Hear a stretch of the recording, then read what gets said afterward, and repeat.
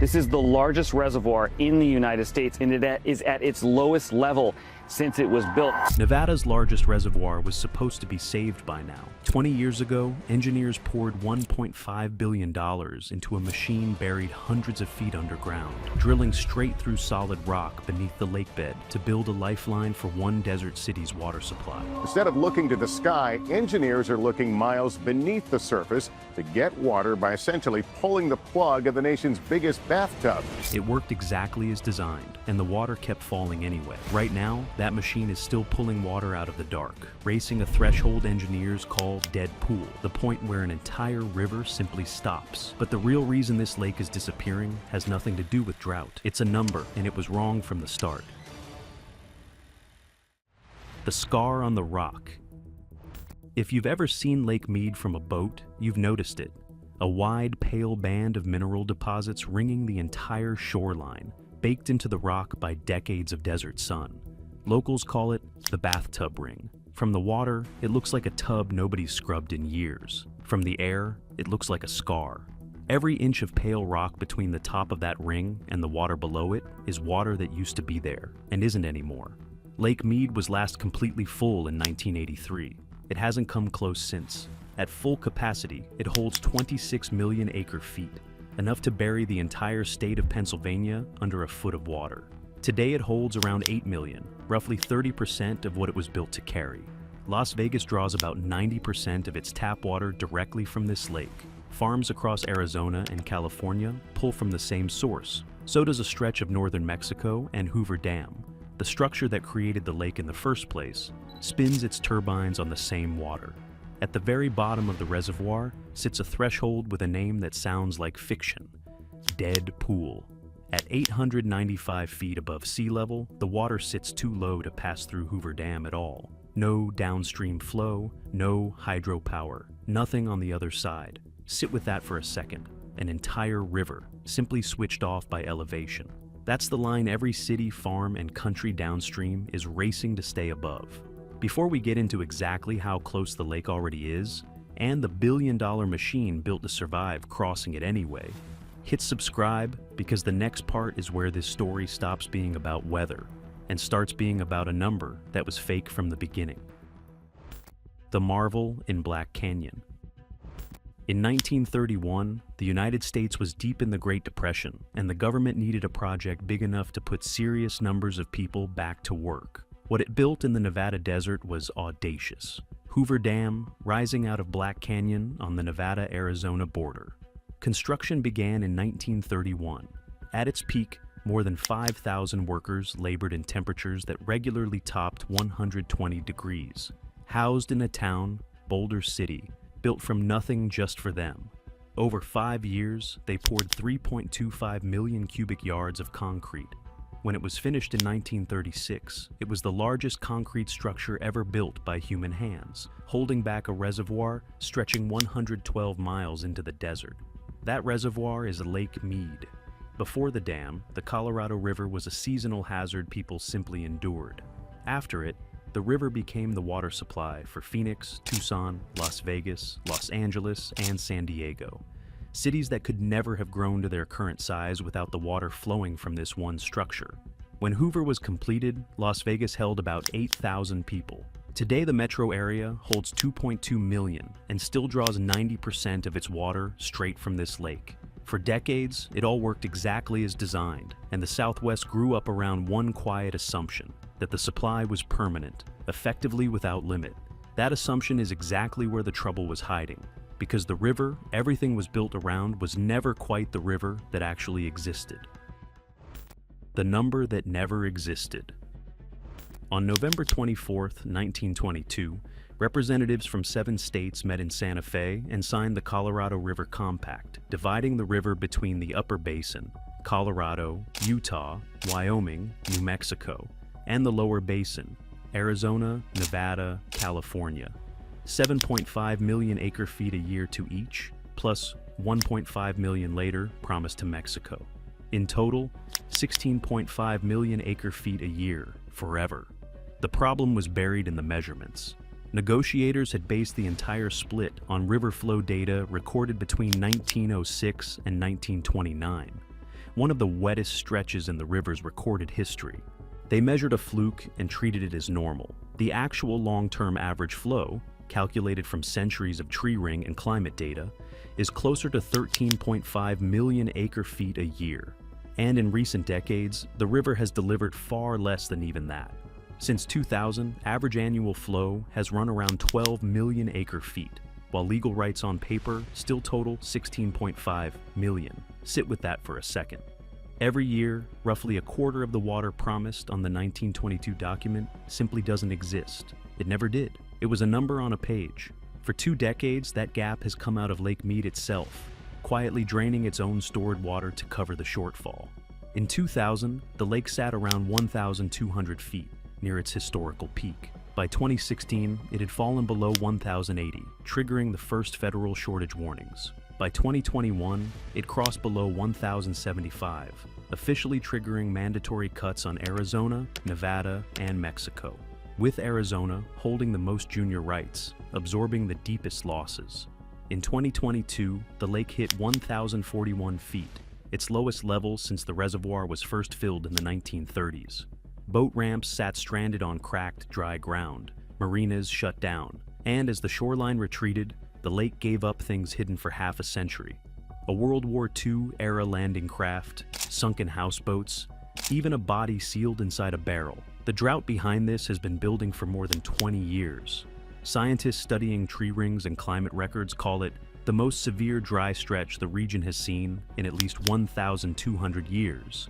A genuine mega drought, sharpened by rising temperatures that evaporate more water off the lake, dry the soil faster, and shrink the mountain snowpack that feeds the river each spring. The Santa Fe delegates knew their numbers were generous, even in 1922, but signed anyway.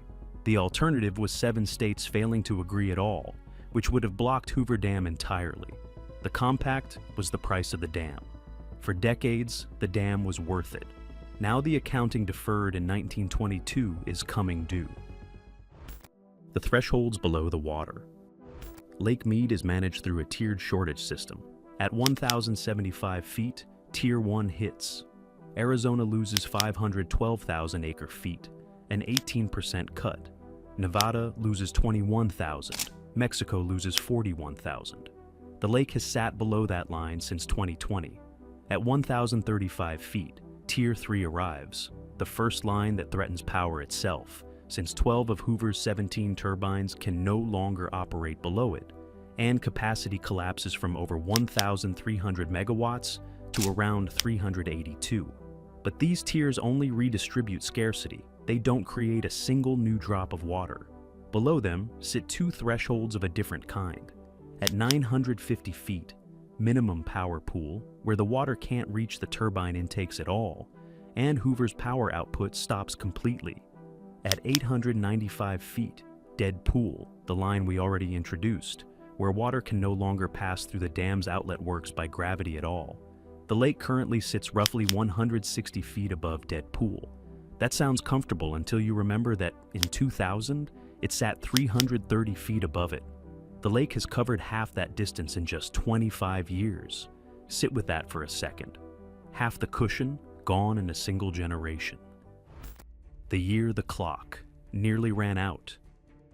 Negotiations between the 7 states dragged on for over a decade, and in 2026, they finally ran out of time. The system runs top-down. Snow falls in the Rockies, melts each spring, fills Lake Powell behind Glen Canyon Dam, then gets released downstream into Lake Mead. Over the winter of 2025 into 2026, the Rocky Mountain snowpack hit record lows. Then, a March heat wave burned off what little runoff remained before it could even reach the reservoirs. Powell dropped faster than any projection anticipated, and officials faced a brutal choice: protect Glen Canyon's own power generation, or keep releasing water downstream to Lake Mead. In April 2026, they chose to protect Powell. Releases into Lake Mead were cut by 1.48 million acre-feet for the year, and the Bureau of Reclamation acknowledged the decision could cut Hoover's hydropower capacity by as much as 40% by that fall. Then in May 2026, a new projection. Lake Mead could fall to 1,021 feet by summer 2027, shattering the 2022 record low by more than 20 feet. The people feeling this first are Arizona farmers, fourth-generation growers on land irrigated with Colorado River water for a century, now told they can no longer water their fields. California, meanwhile, has faced no mandatory cuts at all. Its rights are protected by seniority until the lake crosses a threshold it hasn't reached yet. When it does, the fight over California's share will dwarf every water dispute the West has ever seen. The states were supposed to agree on a new long-term framework by February 2026. They missed the deadline. In May, 3 states proposed leaving more water in the system through 2028, but the Upper Basin never signed on, and nothing concrete has emerged since. Every short-term extension negotiated over 20 years has done the same thing. Bought time without closing the gap between what the river delivers and what the paperwork promises. The city that saw it coming. When people picture what's draining Lake Mead, Las Vegas comes to mind first. The Strip, the fountains, golf courses carved into the Mojave. The numbers say otherwise. Southern Nevada's entire annual allocation is just 300,000 acre-feet. Arizona gets 8 times that. California gets 13 times more. Agriculture across the Southwest consumes roughly 70% of all Colorado River water. And for 2 decades, while state negotiations stalled, Las Vegas has been spending heavily to protect itself anyway. That effort had 4 parts. First, conservation. The state began paying residents $3 per square foot to tear out decorative lawns and replace them with desert landscaping. Since 1999, about 250 million square feet have been removed, saving roughly 203 billion gallons. Between 2002 and 2024, Southern Nevada cut per capita water use by 55% while adding 829,000 new residents, growing by nearly 1 million people while using less total water than before. Second, recycling. Nearly all indoor water use is treated and returned to the lake, earning credit for every gallon. Net consumption stays right at the 300,000 acre-foot allocation limit. Half of everything drawn comes straight back. Third, the part that gives this story its title, the tunnel. Las Vegas originally drew from Lake Mead through 2 intake pipes built for a lake nobody expected to fall this far. As levels dropped through the 2000s, engineers realized those intakes would eventually rise above the waterline entirely. In 2005, the Water Authority approved a 3rd intake, setting aside $812 million, with construction starting in 2008. Picture the crew who built it. Nearly 2 miles in from the shaft, hundreds of feet down, inside a bore 24 feet across beneath an active reservoir, with nothing overhead but rock and millions of tons of water pressing down through leaking fault lines. The boring machine ground through hard rock 1 hour and waterlogged ground the next. No daylight, no fast way out. The finished tunnel ran roughly 3 miles, feeding an intake structure anchored to the lake floor with more than 1,000 truckloads of concrete.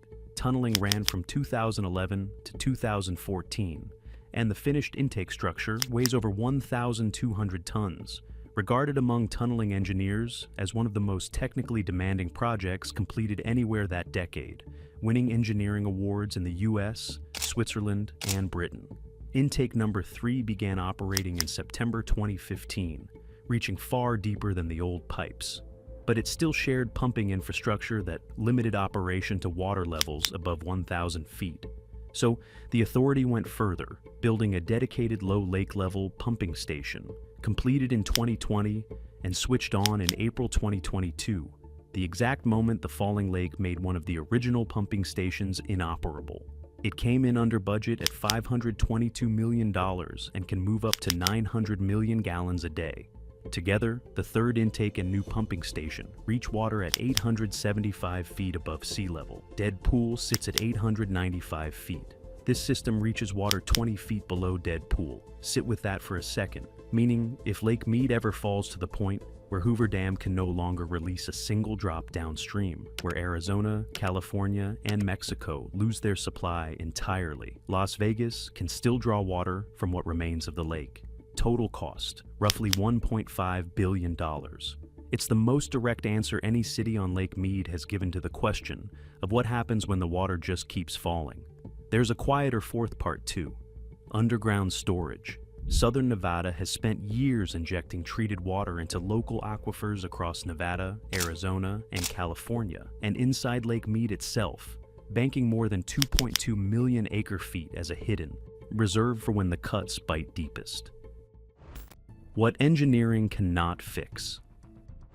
Despite everything Las Vegas has built, Lake Mead remains only about a third full, and the broader river system keeps grinding under the same three pressures: drought, a warming climate, and decades of promising more water than the river could ever give. The engineering isn't finished either. On May 21, 2026, the Bureau of Reclamation announced $52 million for 3 new wide-head turbines at Hoover Dam, designed to keep generating power all the way down to 950 feet, through conditions the original designers never imagined. The Las Vegas intake reaches below dead pool. The new turbines keep Hoover generating through conditions that would have shut the old ones down. Both are engineering responses to a lake that keeps falling, but neither is a response to why it keeps falling. They buy time. They do not buy water. Not every downstream community has a Las Vegas-sized answer. Phoenix already receives reduced allocations year after year. When California's seniority threshold is finally crossed, the fight over its share will be the most consequential water dispute the American West has ever seen. And Mexico, guaranteed 1.5 million acre-feet a year under a 1944 treaty, has no backup at all. At dead pool, that delivery simply stops, with no alternative source for the farms feeding millions on both sides of the border. The bathtub ring on Lake Mead's walls marks 160 feet of water that used to be there and is now gone. At the lake's average decline of 6 to 7 feet a year, the distance to dead pool is measured in decades, possibly less, depending on what the Rockies produce in winters ahead, and on whether 7 states can finally agree to use less water than a 1922 document says they're entitled to take. Because Lake Mead, in the end, is only a symptom. The lake is not the disease. The white ring on the rock is just the most visible sign of a much larger reckoning. And the real question, the one no intake pipe or turbine can answer, is whether the American Southwest can learn to live with a Colorado River that may never again give what it gave in the 20th century. That part is still being written. So here's what I want to leave you with. If you had the final say, would you protect the farms that feed the country, the cities that grew up trusting the water would always be there, or the river itself, before there's nothing left to divide? Tell me in the comments where you'd draw the line. And if you want to keep following what happens to Lake Mead as these decisions land, subscribe and stay with us, because this story is very far from over.